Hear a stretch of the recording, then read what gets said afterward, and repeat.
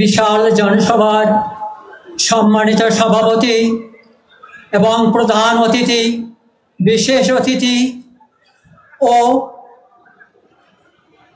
বিভিন্ন জেলা, উপজেলা, ইউনিয়ন, গ্রাম পর্যায় থেকে ধর্ম, জাতি, ধর্ম নির্বিশেষে সকলেই উপস্থিত হয়েছেন।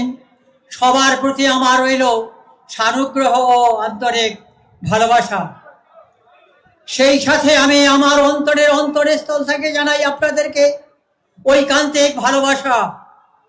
আপনারা জানেন আজকে কয়েক দশক ধরে এই জামাতে ইসলাম কোন এক দুর্গম পাহাড়ের গুহায় তাদেরকে ফেলে দিয়ে অবরুদ্ধ করে রাখা হয়েছিল। আমরা আজকে মুক্ত আকাশের নিচে কথা বলতে পেরে এজন্য আমরা নিজেকে গর্ববোধ করছি।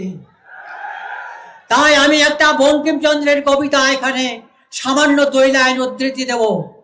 বঙ্কিমচন্দ্রের এই কবিতাটি ছিল, হতাশ হইও না, যেখানে পড়িবে তাই ধরে উঠিবে, শত তুফান আসিলেও ছাড়িবে না হাল, আজকা নাই বা হলো সুফল, হতে পারে কাল। সংগ্রামী বন্ধুগণ, আমরা যদি এই বাংলাদেশকে জামাতে ইসলামের কবজাগত আমাদের পার্লামেন্টে যেতে পারি, তাহলে এই দেশের একটি নতুন শাসন ব্যবস্থা কায়েম হবে। এই দেশের জনগণ সবাই আমরা দারিদ্রতার সীমার নিচে বসবাস করি।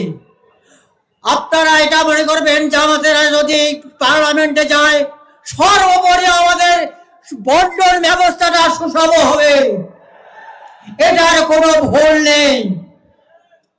সংগ্রামী বন্ধুগণ, আপনাদেরকে ঐকান্তিক ভাবে ভালোবেসে তবে একটি কথা বলতে চাই, ভূ রাজনীতিতে আগের দিন আর নাই, হিন্দু নৌকা ছাড়া ভোট দেয় না। আবার এই মিঠাপুকুরে, বদরগঞ্জে বহু আত্মীয় আছে। এই আজারুল ভাইয়ের এলাকায় Gopinathpur union, Madhupur union, Changmari union এবং কাজিরহাট ইউনিয়নে আমার অনেক আত্মীয় আছে। তারা তার সপক্ষে ছাড়া বিপক্ষে ভোট দেবে না।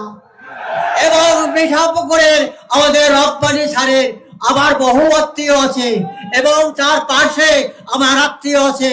তারা বলেছে আমরা রব্বানী ভাইকে ছাড়া কাউকে জাতীয় নির্বাচনে ভোট দেব না। আমরা আশা করি আমাদের রংপুরে 33টি আসনকে আমরা যদি বিজয় করতে পারি, জামাতে ইসলামের এটাই হবে আমাদের জীবনের সার্থকতা। এই স্বাধীন বাংলার জামাতে ইসলামের বড় সার্থকতা হবে এটাই। আবারও আপনাকে শুভেচ্ছা ও ধন্যবাদ জানিয়ে আমি আমার সংক্ষিপ্ত বক্তব্য এখানেই শেষ করছি। সবাইকে ধন্যবাদ।